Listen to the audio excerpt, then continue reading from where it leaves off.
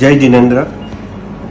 આવો સુવર્ણ ધ્વજારોહણના મહોત્સવના પ્રસંગે જે આપણા સંઘના ફાઉન્ડર મેમ્બર છે અને જે પહેલી ધજાના વખતે હાજર હતા એવા આપણા સંઘના વડીલ કર્તવ્યનિષ્ઠ કાર્યકર્તા અને ઘણા બધા સાધર્મિકોનું ધ્યાન રાખતા શ્રી અશોકભાઈ ભાયાણીને આપણે મળીએ.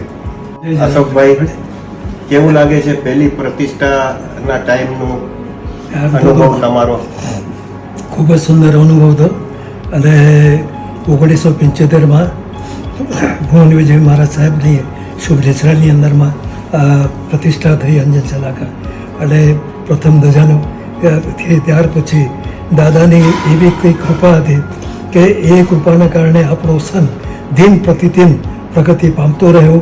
અને એના સાક્ષી બનવાનો આજે મને જે લાભ મળી રહ્યો છે એવી એક દાદાની કૃપા છે કે આયુષ્ય એટલું આપ્યું કે આજે 50મી ધજાના સ્વર્ણિમ પ્રસંગે પણ મારી હાજરી છે. અને આ સંઘની સાથે 1972થી હું સંકળાયેલો છું. અને 1975માં જૈન યુવક મંડળનો હું પ્રમુખ પણ હતો. અને અમે શ્રી સંઘના દરેક કાર્યમાં બહુ સારી રીતે જોડાયેલા હતા. ત્યાર પછી જ્યારે પણ સારા જે પણ સંઘના કાર્યો થતા એની અંદરમાં અમે સતત જોડાયેલા રહેતા.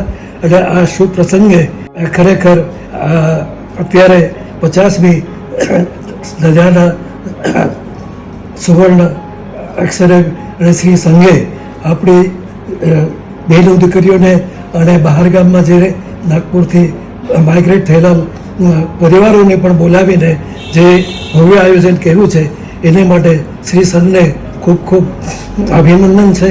અને આ પ્રસંગ ખૂબ સારી રીતે ઉજવાય અને આપણે સર્વે દાદાની કૃપાથી સારી રીતે ભક્તિમાં જોડાઈએ એ શુભભાવના સાથે જય જિનેન્દ્ર.